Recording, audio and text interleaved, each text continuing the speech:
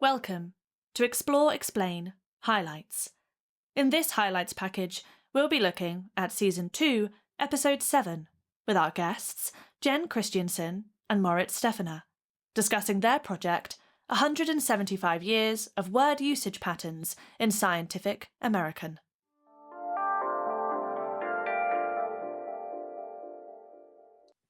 Sure. So this one, I'd worked with Moritz in 2013 on a wild bee page for her graphic science page. I really enjoyed that process. Moritz was quite collaborative, but also very self-sufficient and kind of efficient, and kind of a really kind of fun sense of curiosity, and really explored kind of all aspects of the project.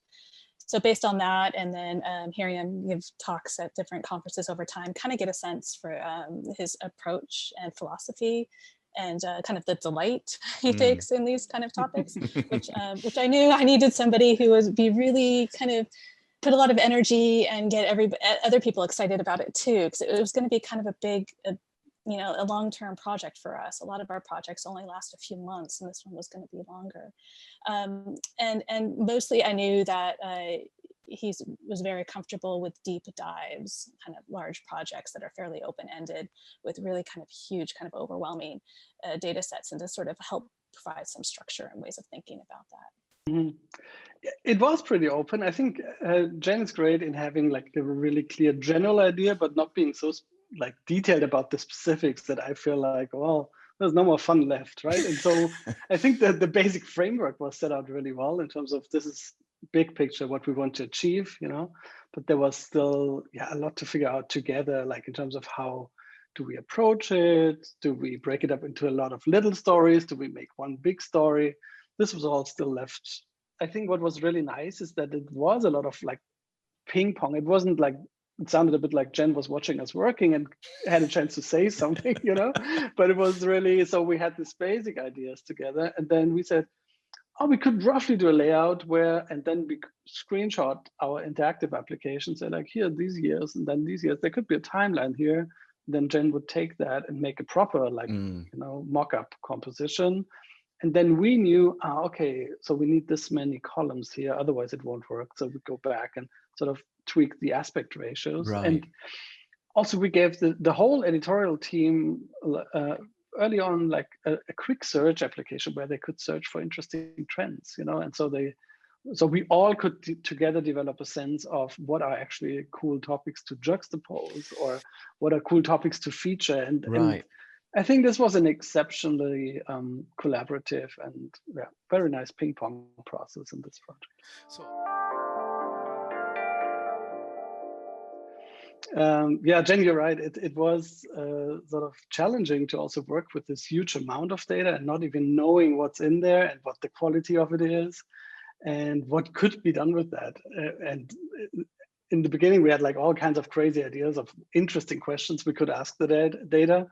But then when I started working with it, really, it became clear, okay, some things just won't work the way you might think, and you have to work around that and zoom out a bit more out of the data set, go yearly, maybe instead of editions, and make all these smart, very basic data choices as well to make a good design piece in the end. And I enjoy these types of processes where there's a very open question or an open challenge in the data set, and I need to somehow match the two and find an elegant way, Then the other thing I had to find out is like,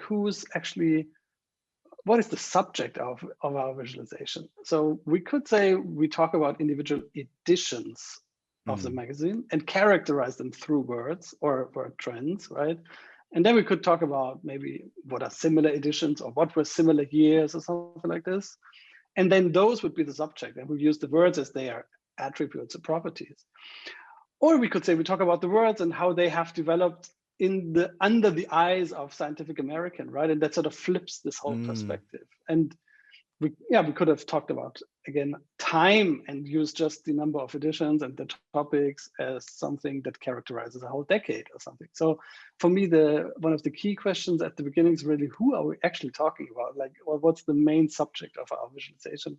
And what are the things then we could measure about them? I built one like prototype where you could scroll through time. So you could basically say, let's go to 1850 and show me all the words that peaked in their usage in 1850.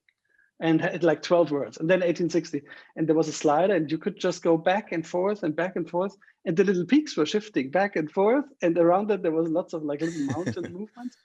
I was like, yeah, that's cool, that's it. Sometimes you see something and you're like, yeah, that's a good like basic mechanism, like all these little words, and they all have their peak. Each word has their peak. It's all very like also on the same like level. It's just, yeah, the times are changing and word usage is changing. I think both, and it's always important to think about, okay, who will in the end like consume these pieces, and what are they hoping to get out of it, or what could they learn from it? And I think knowing a bit what prior knowledge people have can help like pave the path, for interesting insights, not just ones that people know already or that might overwhelm them. And I think in our case, maybe the print piece is more for the long-term readers who already know a bit the history of the magazine and the ins and outs, and who really want to spend maybe 10 minutes in figuring out a complex graphic and like going into all the little annotations. And for the wider audience, we had the online piece, which is much more focused, much more lean, mobile friendly, and where you can just scroll through basically and see the top word trends, but also type in words.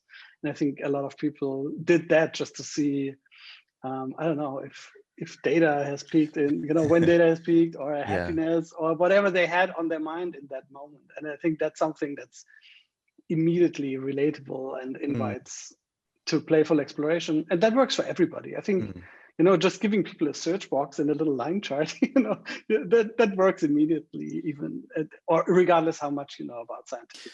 Yeah, I think that was part of the early brief already, that we would have a whole system of graphics that we could use for a long coherent print piece, however it may look, to put into individual articles. I think that was a really smart idea, that like little charts would go into the whole magazine, like even a few pages on, and illustrate like trends relevant to that article. And then we would have the online piece. And so knowing that already, I knew, okay, I have to design a system that works in a couple of settings, and like both from the code situation, but also from the design, that something like the color scale would be used throughout all the graphics. So we have the sense of coherence. And if it's once learned, people can apply that knowledge and when encountering the next graphic. And knowing that is super important, because often people like brief you just for one graphic, and then the project grows and grows, and then you realize, we should have made like a proper system, or have thought about the whole space beforehand, right? And just knowing, okay, there will be all these individual products, we should plan for that type of thing. That's always helpful, and I think these are the most, or it's just so nice if there's not just one chart you produce and then you're done, but you actually develop a language that could be developed further, can be used in a couple of contexts. I always enjoy that.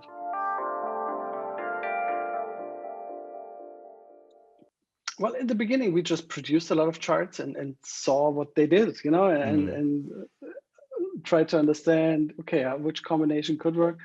And like once it was clear we want to show individual word trends, it was also clear, okay, we need something like a little line chart, or a little like, I tried out all kinds of interesting alternative renderings, like little spindles basically, or just playing with, there's so much you can do, of course, with trends over time, but all of those, and that was the funny thing, they looked like they are tied to a certain time again. Like some things looked more digital, other things look more electrical, others look more mechanic, and I was like, damn, it has to work for 175 years, so it has to be neutral in the technical metaphor basically, right? And so in the end, the humble line chart was the best workhorse for the whole thing. And the stacked area graph, it was just so striking when we saw it, So I just tried it out in Tableau. Oh, hey, what happens when we stack everything and give it colors based on time? It was like, boom, and it had this sort of marble quality, or this like these layers of color, and these subtle like changes in color, and also this idea of sediments or like layers, and then it feels quite geological, shift, and you feel like, oh, the whole vocabulary shifts because something broke away, and this just seemed such a good metaphor for, let's look at the big picture shifts of the whole history of the Yeah. vocabulary. And the beautiful thing about the stack diagram is everything is there in there, all the words, all of the history of all the words, and the whole tectonic, movement. And that's just overall really nice metaphor. But it was also clear, well, if you display thousands of words in one graphic, over 175 years, you can't label them all. So it couldn't be the bread and butter workhorse, but more the eye catcher and the opener and the let's say the artwork part of it, maybe. And then we need something very simple and straightforward that can do all the actual like hard work of showing so many trends. Right? And this is how this combination came about, I think, and the rest again arranged around that. And it was really clear that some of the explorations were quite abstract, like what ended up being the opener and a few others. And that would be okay if we could offset it, as Moritz mentioned, with something that was very tangible. So just being able to watch the process and then come together occasionally to discuss and to both be on the same page with that balance between complexity and intrigue and nuts and bolts, what does this really mean, was super important. And because we had 8 pages to work with, I felt like we were given the space to nod to both of those. Yeah, so when it became clear, okay, it's got to be line charts, and we had all these other explorations, but then we said, okay, let's do line charts. I was like, okay, if we do line charts, they better be damn good line charts, because of course, I have a reputation to lose. So I was thinking, and that's an interesting challenge. Like, how can you, given that very small space, do the optimal like line charts, and also, given that we present a lot of them, how do you facilitate sort of also similarity comparison between line charts that you can quickly see, oh, these two, even though they're across the page, have a similar or opposite or whatever shape. And the way we achieve this is through, as you say, like both being really clever about how is this line exactly drawn, making it smooth, but still making sure that it hits all the exact years, adding color to it. So left to right, like Jen had the brilliant idea of having like brownish and grayish colors for the old years, and then moving towards yellow, orange, purple into the modern future, which is something I think that just works and which we haven't seen before, like to use this old to new, like really try and encode that really well.